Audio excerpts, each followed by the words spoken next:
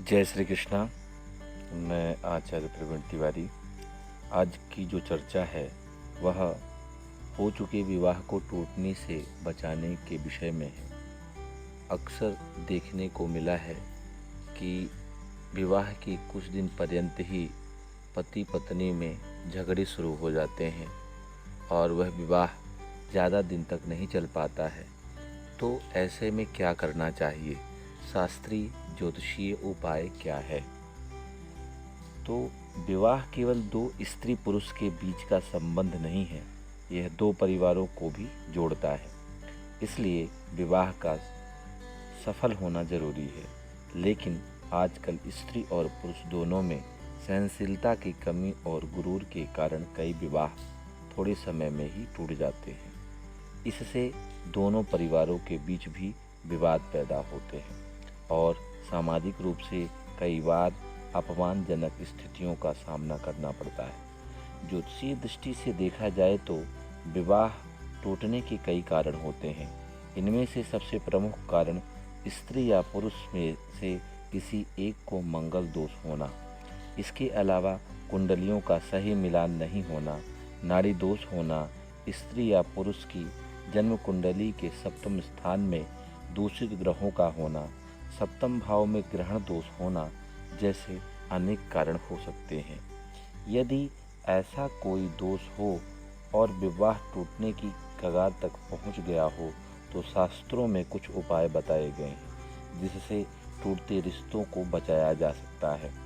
इसके लिए सबसे ज़्यादा ध्यान देने वाली बात यह है कि पुरुष अपने कुल देवता या कुल देवी का पूजन करें।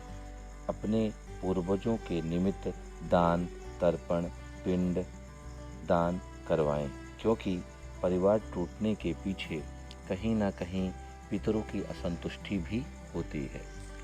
खासकर अमावस्या के दिन पितरों के नाम से धूप देकर दान पुण्य करें। जिन स्त्रियों का विवाह संकट में है वो नियमित रूप से शिव परिवार की पूजा करें। स्त्रियां देवी पार्वती की नियमित पूजा करें।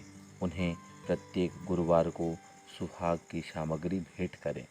विवाह संबंध को टूटने से बचाने के लिए और संबंधों को मजबूत बनाने के लिए शुक्ल पक्ष के प्रत्येक शुक्रवार को देवी पार्वती को हरी दाल अर्पित करें। खड़े हरे मूंग देवी को अर्पित करना चाहिए।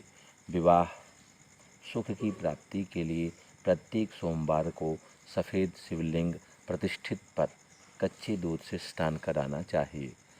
साथ ही माता पार्वती की भी पूजन अर्चन सिंदूर अर्पित करके वह सिंदूर अपने माथे पर लगाकर सौभाग्य की कामना प्रार्थना करनी चाहिए। किसी पठित योग्य ब्राह्मण से मंगल शांति करवाने से भी वैवाहिक जीवन में आ रही समस्याओं का समाधान होता है। और प्रत्येक गुरुवार को चने की दाल में कच्ची हल्दी का टुकड़ा रखकर किसी सुहागिन स्त्री को दान दे। यदि सुहागिन स्त्री यह दान ना ले तो किसी मंदिर में जाकर रख दें। इससे विवाह से संबंधित अड़चनें कम होती हैं।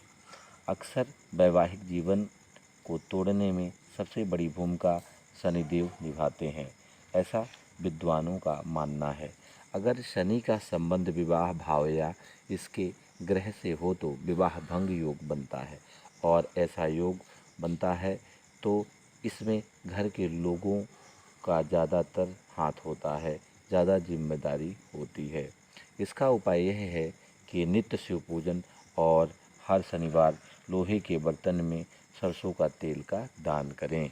वैवाहिक जीवन में अगर अलगाव के अलावा मामला अगर हिंसा तक पहुंच जाए तो यह मामला मंगल की वजह से होता है और इससे मामला कभी कभी कोर्ट कचहरी तक भी पहुंच जाता है।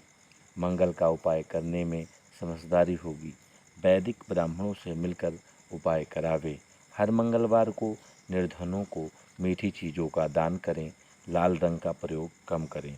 अगर कुंडली में राहु केतु की वजह से दिक्कत हो रही है तो वह बेवजह शक पैदा कराता है और कभी कभी जीवन साथी छोड़कर दूर भी चला जाता है। और कभी कभी ऐसा भी होता है कि विवाह तो बना रहता है परंतु जीवन अलग अलग ही जीना पड़ता है। इसके लिए भगवान विष्णु की उपासना करें, जल में कुछ डालकर स्नान करें, शनिवार के दिन मीठी चीज़ें ना खाएं। अगर सूर्य की वजह से वैवाहिक संबंध खराब होते हैं तो यहाँ पर बहुत ही शांत तरीके से विवाह भंग होता है, और कभी कभी अहंकार की वजह से संबंध खराब होते हैं।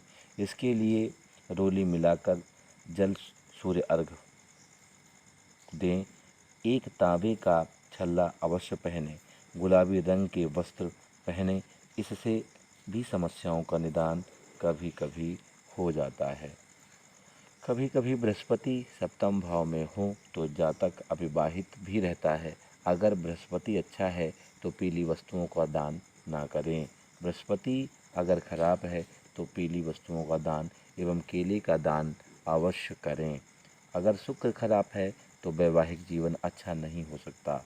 अगर शुक्र पर पापी ग्रहों की दृष्टि हो तो ऐसा संबंध टूट ही जाता है। शिव उपासना से शुक्र मजबूत होता है और शुक्र का भी पूजन ब्राह्मणों द्वारा करवाए। वैवाहिक जीवन को सही तरीके से जीने के लिए सबसे पहला और मोस्ट काम यह है कि पति पत्नी के संबंध में कभी भी कोई बात ऐसी ना आए जिससे उनका जीवन नरकीय जीवन बन जाए। जब भी कभी ऐसा लगे कि आपका जीवन सुव्यवस्थित रूप से नहीं जी रहे हैं तो आप अपने आचार्य ब्राह्मणों से मिलकर उसकी शांति और उपाय करें। यह सारी जो बातें हैं एक सही दिशा निर्देशन के लिए बताई जा रही हैं। अगर आपको अच्छी लगती हैं तो बिल्कुल आप मुझे कमेंट में बताएं। जय श्री कृष्णा। हर हर महादेव। परमात्मा आप सबका कल्याण करे।